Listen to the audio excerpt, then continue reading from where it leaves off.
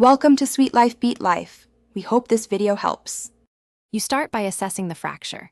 Is it a clean break or missing pieces, and does the surface have grease or heavy rust? Once identified, clean and degrease thoroughly so adhesives bond. Remove rust with a wire brush or 80-120 grit. While you work, organize tools, high-temperature epoxy rated above 300 degrees F, stainless pins, small drill, grinder, and clamps.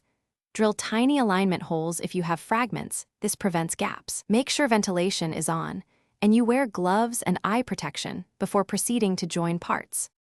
Once the pieces are clean, dry fit them to check alignment and mark pin locations away from the cooking surface so you don't weaken the pan.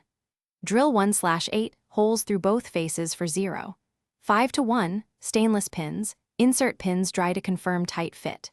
Next, grind mating faces flat for maximum contact. This spreads load and adhesive. Remove any dust with a solvent wipe and let evaporate. When satisfied, prepare the epoxy per instructions. You'll apply it to both faces and around pins for structural strength.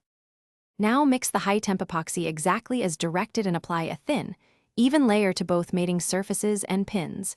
Insert pins and bring parts together, clamping firmly to full contact while wiping excess.